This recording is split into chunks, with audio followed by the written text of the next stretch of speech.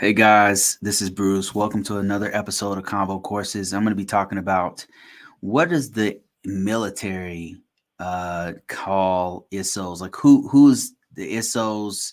What where does all of the naming conventions come from, and how this is all coming from a question that I have about does the U.S. Navy use ISO, the term ISO, Information Security Officer?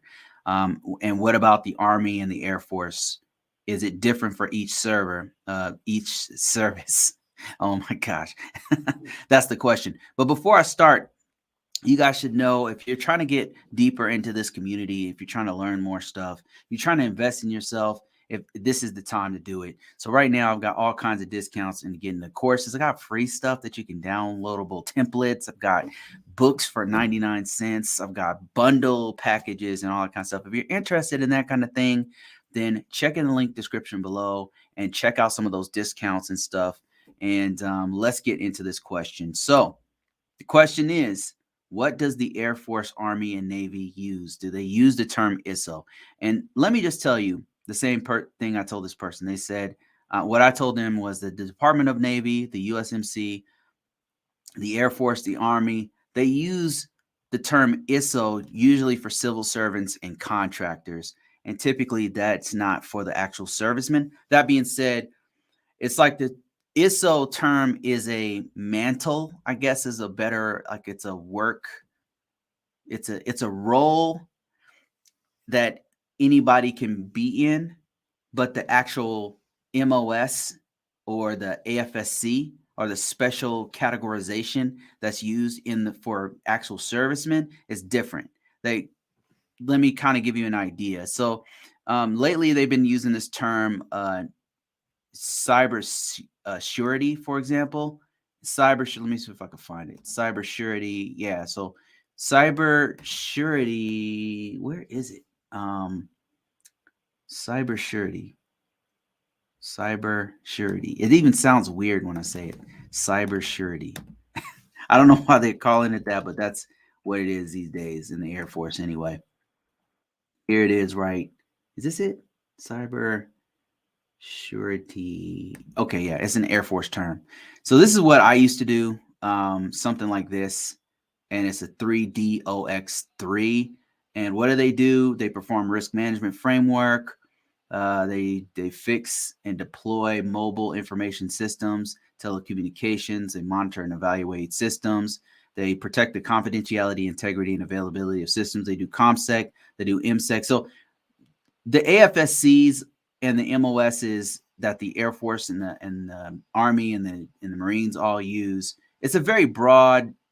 That this right here touches on many different things, many different.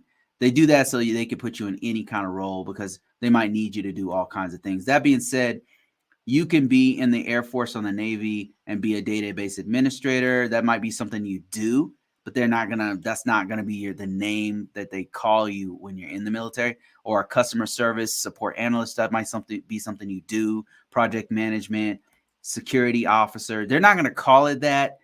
But in the civilian sector, yes, you're gonna be typically we're called an information system security officer or an information system security manager or an engineer or whatever.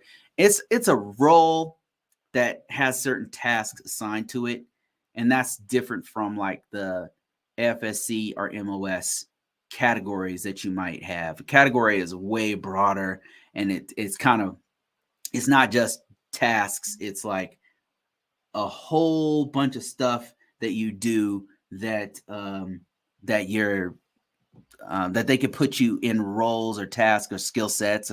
It's really a more robust role for you.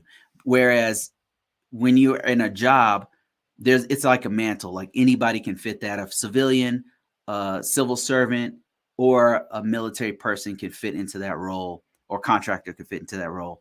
And so that's kind of the difference between that. I hope that answers the question. Let me see if I can. Yeah, so it's the Air Force, Army, and Navy all have different AFSCs and different tasks and stuff. There's some similarities and there's some things that cross over, but for the most part, they're different.